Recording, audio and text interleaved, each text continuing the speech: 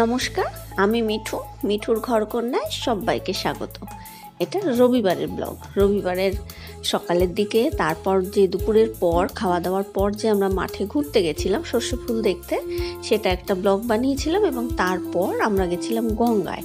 ওই ব্লগটার ওর সাথে অ্যাড করা হয়নি, কারণ অনেক বড় হয়ে যেত, যে কারণে এটা একটু আলাদা করলাম। এই রাস্তাটা আমরা একটু পথ ভুল করেই চলে গেছিলাম। তাহলে ছেড়ে দেবে, ছবি তুলো। হ্যাঁ, ভেঙে যাবে।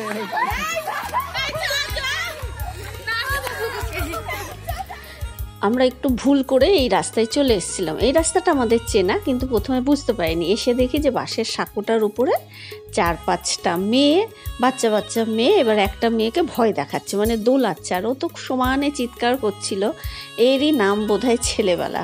ওদেরকে দেখে না আমারও মনে পড়লো যে আমরাও কেউ না কেউ হয়তো এরকম দুষ্টুমি বদমাইশি কারোর না কারোর সাথে করেছি। তারপর আমি গিয়ে দাঁড়ালে ও আমার হাত ধরে বাঁশ ধরে তারপর পালালো। এরপর এখান থেকে দেখো কি সুন্দর লাগছে। আমি কিন্তু এই জায়গাটার ভিডিও অনেকবার দিয়েছি।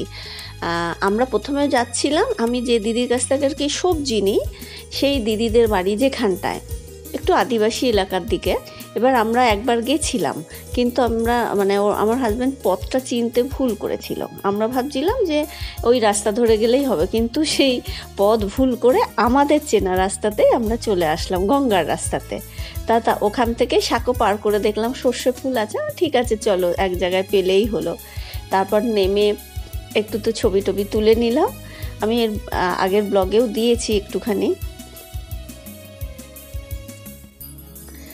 সর্ষে ফুল, তারপর দেখবে ধনে গাছের ফুলও এই সময় সাদা হয়, এত সুন্দর লাগে। অনেকটা সর্ষে ফুলের মতনই, কিন্তু ওটা সাদা হয়।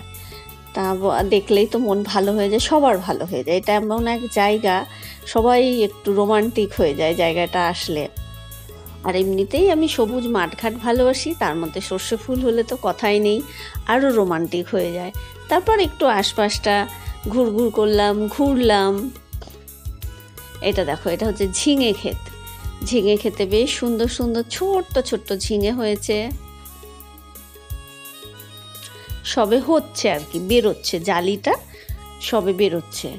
এখানে হচ্ছে এটা হচ্ছে পালং শাক, শীষ পালং বেরিয়েছে। এই একটা শীষ পালংই এত বড় হবে, মানে একটা শীষ পালং বোধহয় কম করে 10 জন খেতে পারবে রান্না করলে, এতটাই হয়। এটা হচ্ছে উচ্ছে খেতে দেখো সবে জ্বালিয়ে আসছে। মানে এগুলো দেখলে না আমার খুব ভালো লাগে, মন ভালো হয়ে যায়। তারপর মাঠটা ঘোরাঘুরি করলাম করে, এবার সন্ধ্যের একটু বাদেই আর কি সন্ধ্যে নেমে আসবে। তো আমার হাজব্যান্ডকে বললাম তাহলে চলো গঙ্গায় যাই, কাছাকাছি এখান থেকে, এই মাঠটা থেকে গঙ্গা আর কি খুব কাছে। তারপর আবার সাঁকোটা পার করে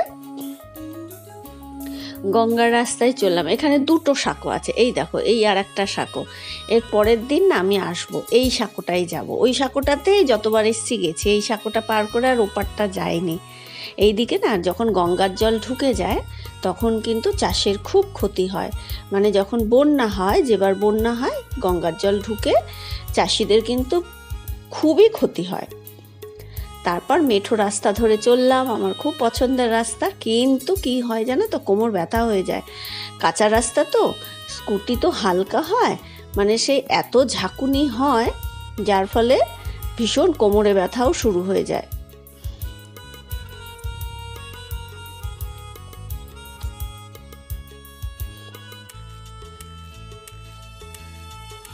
সন্ধ্যের আগ দিয়ে দেখো রাস্তাটাই এত ভালো লাগে, কিছুই নেই চারপাশে, কিন্তু তবুও ভালো লাগে।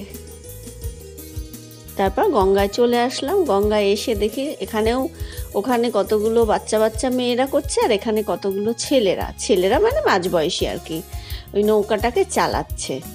তা আমারও মনে হচ্ছিল যে ওরকম নৌকা যদি একটা থাকতো, আমরা দুজনেও একটু ঘুরে আসতাম।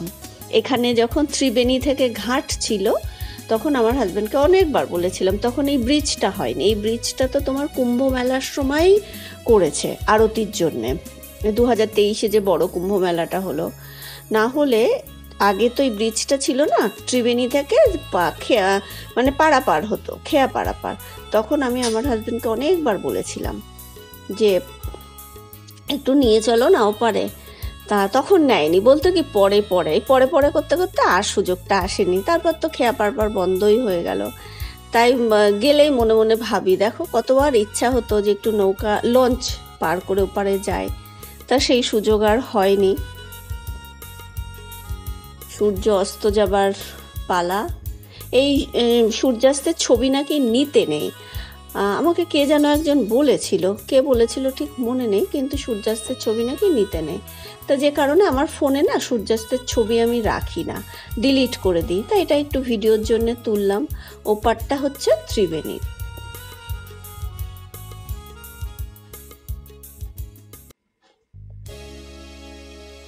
আর এই দেখো এই বার্জের পাশেই রয়েছে, এগুলোকে বলে পন্টুন। আমি জানতাম না, ভুলে যায়। আমি যখনই আসি আমার হাজব্যান্ড বলে, তারপর আবার ভুলে যায়। তো বলে এগুলোকে বলে পন্টুন, মানে এগুলোর ওপর এগুলো ভাসে, এর উপরেই ব্রিজটা আর কি তৈরি হয়। তারপর ওই পারে যে ত্রিবেণীর ঘাট, আমরা যখন দাঁড়িয়ে আছি ত্রিবেণীর ঘাট থেকে কিন্তু কেউ হয়তো তার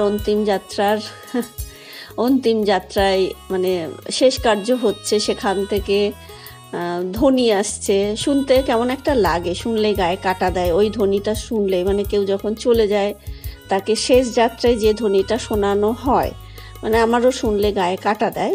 তো যাই হোক, ওইসব কথায় আর আসছি না।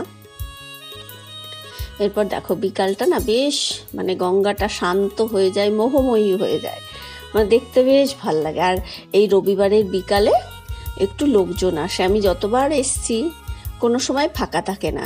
মানে গরমকালে এসছি তখনও ভিড় থাকে, এখন তো শীতকাল, ছোট্ট ছোট্ট বাচ্চা নিয়েও এসছে, মানে একেবারে ছোট্ট বাচ্চা নিয়ে। আমি ভাবি যে গঙ্গার হাওয়া লাগলে তো বাচ্চাটা ঠান্ডাও লাগবে, কিন্তু কি করবে, মায়ের হয়তো শখ হয়েছে, ডেলিভারির পরে অনেক দিন বেরোতে পারে না। তাই দেখো অনেক লোকজন আছে, ছড়িয়ে ছিটিয়ে ভালোই আছে। তো যেহেতু সন্ধে নেমে আসবে বলে আমরা কিছুক্ষণ থাকলাম। তারপর আমার হিরোর সঙ্গে একটু ছবি তুলে নিলাম। এক তো ছবি তুলতে চায় না, যদিও বা পাশে দাঁড় করিয়ে দিই ছবি তোলার জন্যে, এমন কিছু বলবে যাতে আমার হাসি পেয়ে যায়, ছবিটাও নষ্ট হয়, সেরকম কিছু করে দেয়। যার জন্য আমি বলি উল্টোপাল্টা কিছু করবে না, মানে বলতে থাকবে কিছু একটা, আমি চুপচাপ দাঁড়িয়ে থাকো আর নাহলে সরে যাও। তা যাই হোক, দাঁড়িয়ে একটুখানি ছবি তুলে নিলাম। তারপর গঙ্গার পাশেই আছে একটা মন্দির, এটা হচ্ছে রাধাকৃষ্ণের মন্দির। আমি এই দিকটা কোনোদিন আসি না, মানে ফার্স্ট গঙ্গায় এসেছিলাম আমার শ্বশুর যখন মারা গেছিলেন, শ্বশুরের কাজে। তারপরে ঘাট কাজে এসছি, মানে পরের বছর বাৎসরিকেরও ঘাট কাজে এসছি, কিন্তু এই দিকটা আর আসা হয় না। ওই তারপর থেকে অনেকবার এসছি, মানে শ্বশুর মারা যাওয়ার সময় প্রথম এসছিলাম, তারপর থেকে তো মাঝে মাঝেই আসি। তারপর আর একটা মন্দির ছিল ভোলে বাবা আর কালী মায়ের। তারপর দেখছি একটা মাসির চায়ের দোকান আছে, মাসি বসে বসে জাল বুনছে, দেখে এত ভালো লাগলো। দেখো এদিকে চাও বিক্রি করছে, শুধু চা না, মানে ডিম টোস্ট এইসব অনেক জিনিসই বিক্রি করে। তারপর আজকে সারাটা দিন, মানে দুপুরের পর থেকে মনটা তো খুব ভালোই হলো, আমার খুব প্রিয় পছন্দের জায়গায় ঘোরাঘুরি হলো। তাহলে আজকের মতো ভিডিওটা এখানেই শেষ করছি। কেমন লাগলো প্লিজ কমেন্ট করে জানিও, ভালো লাগলে ভিডিওটা লাইক করে আমার চ্যানেলটা সাবস্ক্রাইব করে দিও। সবাই খুব ভালো থাকো, সুস্থ থাকো, আনন্দে থাকো, টাটা।